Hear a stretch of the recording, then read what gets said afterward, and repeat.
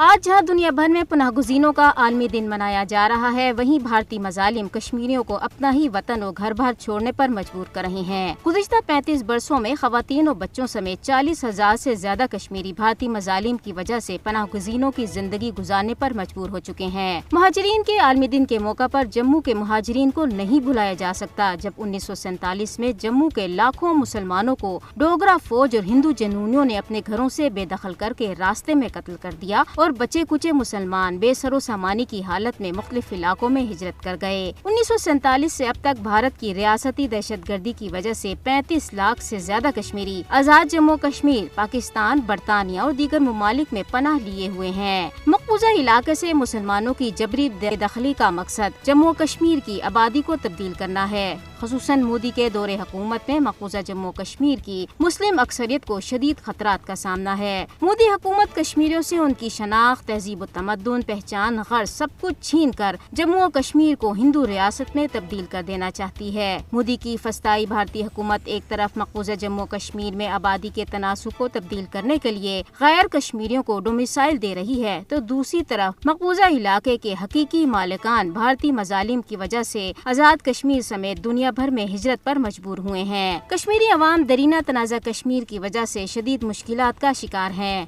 تنازع کے حل میں واحد رکاوٹ بھارت کی ہٹ درمی اور غیر حقیقت پسندانہ طرز عمل ہے۔ یہ وقت ہے کہ عالمی برادری نہتے کشمیریوں پر جاری وحشیانہ بھارتی مظالم پر اپنی مجرمانہ خاموشی ترک کرے۔ کشمیری پناہ گزین اس وقت تک اپنے گھروں کو واپس نہیں جا سکتے جب تک مسئلہ کشمیر حل نہیں ہو جاتا۔ اقوام متحدہ کو چاہیے کہ وہ اپنی قراردادوں کے مطابق مسئلہ کشمیر کے حل کے لیے کردار ادا کرے، تاکہ بے گھر ہونے والے خاندان اپنے گھروں کو واپس جا سکیں، اپنے پیاروں کے ساتھ دوبارہ مل سکیں اور پرامن ماحول میں اپنی زندگیوں کی تعمیر نو کر سکیں۔ عالمی برادری کو پناہ گزینوں کے عالمی دن پر کشمیری مہاجرین کی آبادکاری میں بھی مدد فراہم کرنی چاہیے۔